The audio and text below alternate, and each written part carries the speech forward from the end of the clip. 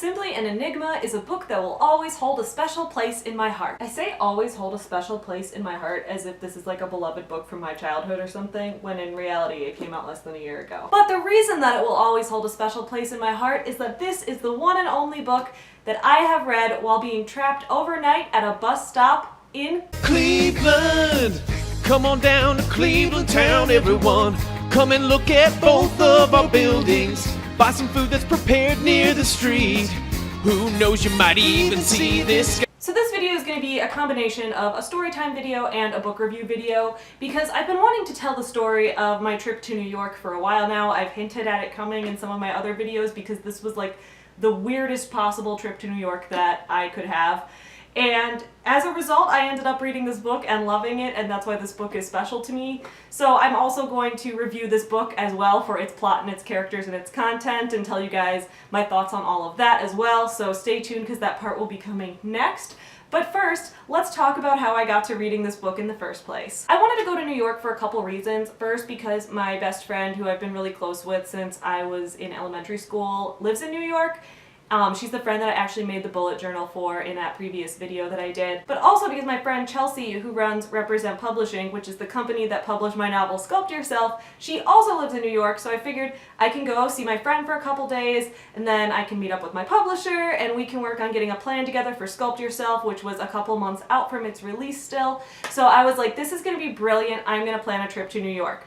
So being the extreme cheapskate that I am, I decided not to even bother looking at airlines or looking at flights for New York. What is the cheapest possible way that I can get my ass to New York? And that turned out to be overnight Greyhound bus trips. If you want to take Greyhound bus trips at normal times during the day, you're gonna have to spend like $100 on a ticket, which is like, that's some bullshit, okay? I'm not gonna spend $100 on a ticket. So I got the cheap ass tickets where you leave in the evening on one day and you get there maybe the next morning, who knows? Now, this trip should have been fairly straightforward, right? I got my tickets. There was an option on the website that said, do you want to have your tickets download to your phone so that you don't have to print out a physical ticket? You can just show your phone and they'll scan the QR code in line. And I was like, that's so much easier. Yes, let's do that. So I did that.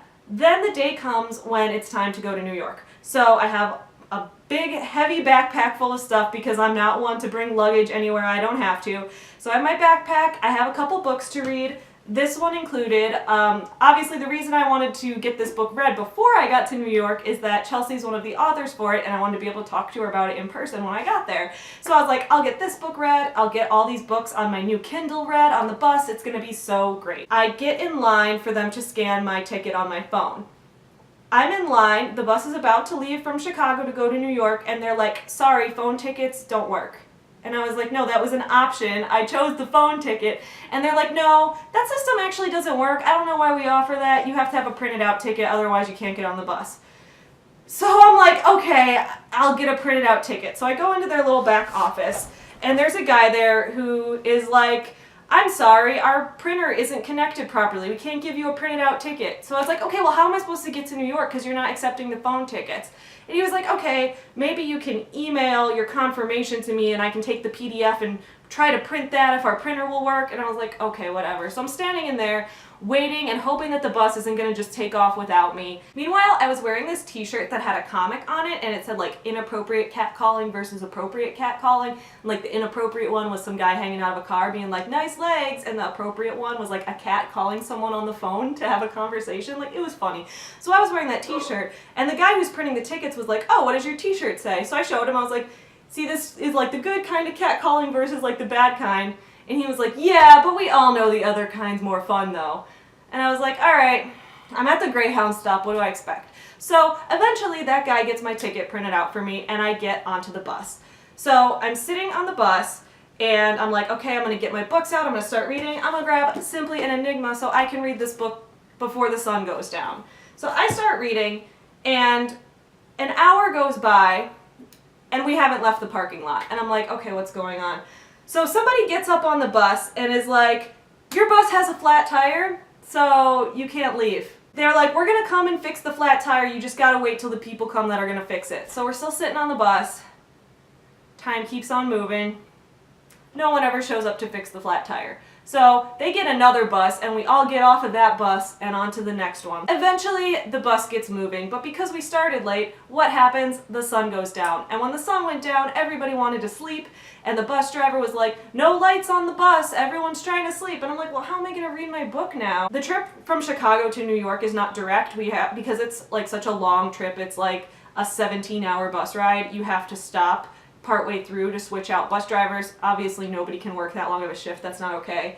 So our point of transferring was in Cleveland. So when we got to the Cleveland Greyhound stop, we got off the bus, they were gonna just swap out bus drivers, then we'd get right back on and get moving again. So we get off at Cleveland around 2:30 in the morning, and when we get there, I'm like, okay, I'll spend a couple minutes reading my book and then I'll get back on the bus. I'm supposed to get to New York around 10 a.m. The second we entered the Cleveland bus stop, they made an announcement saying, everybody who's just got off here who's going to New York tomorrow morning, your bus has been delayed and will not leave until 8 a.m. at the earliest. So it's 2:30 in the morning and the bus isn't going to leave until 8 in the morning, and I'm in Cleveland, which is a city I've never been to before. Because apparently what happened is that the bus driver called in sick at the last minute. And of course, there aren't people who are just awake at those hours who are like, oh yeah, I'll take your shift.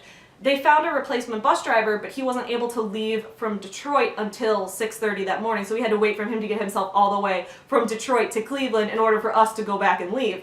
So it was like, all right, what do we do now? So I was like, let me see if I can find a place to sleep here. I mean, I've got a backpack, I've got some like big flannel shirts that can make a pillow or something, but all the chairs at the Cleveland bus stop, of course, are these like metal chairs with these big metal armrests that separate each one, probably to discourage people from lying down across them and going to sleep, which is a pretty stupid thing to discourage if you're going to trap people there overnight, but whatever.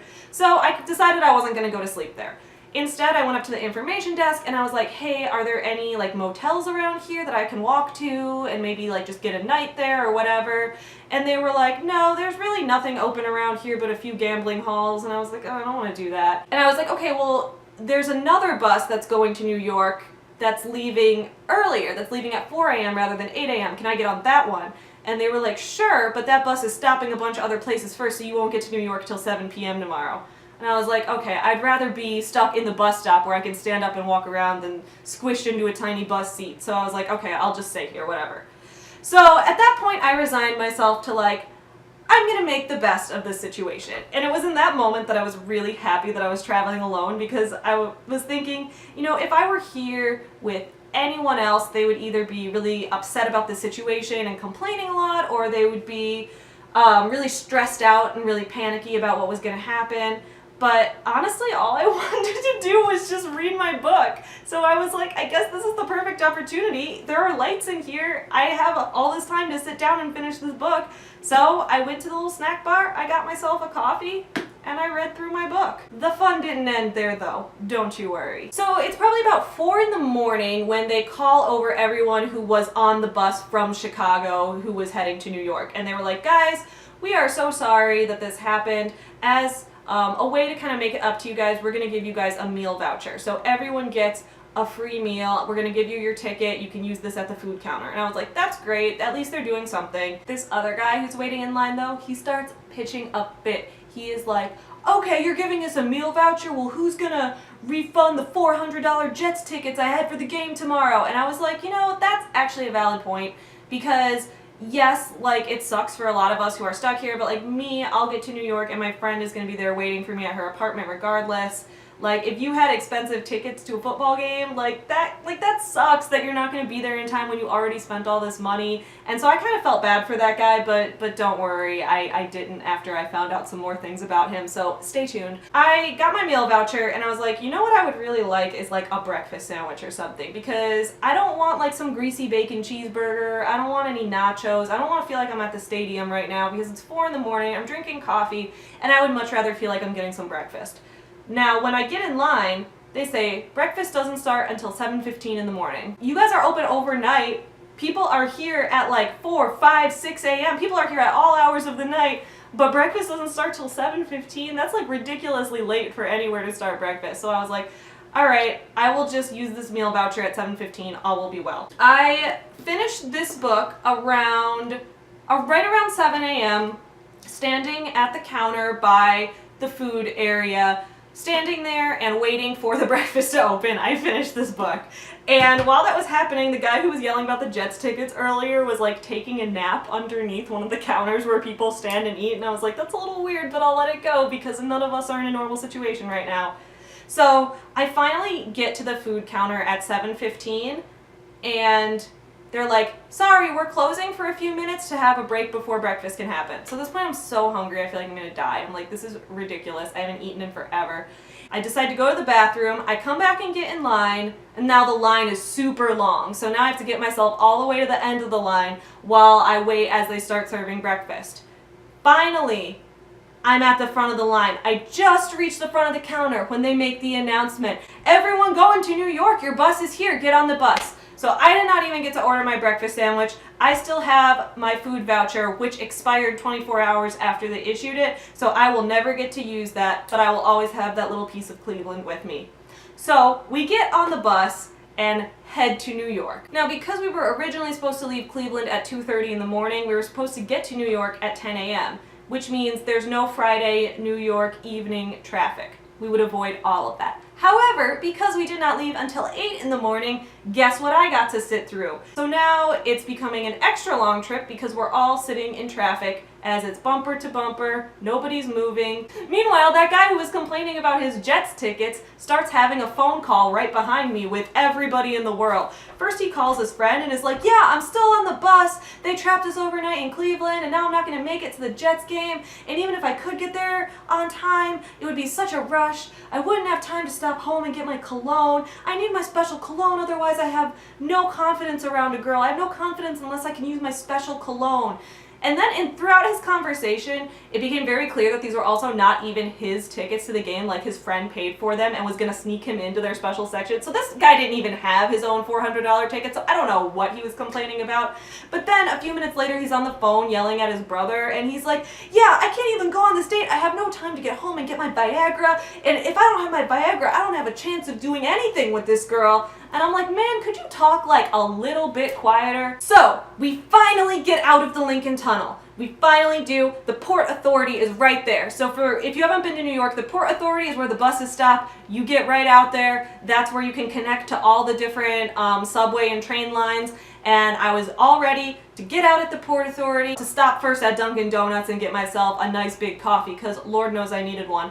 So I was gonna do that and then get on the train, go to my friend's apartment, and fall the fuck asleep. But no, because it turns out, because this one driver, who was the substitute driver, he was not originally supposed to be driving us today, right? So he did not know he was gonna have to go to New York. He was called at the last minute to substitute for this other driver who called out.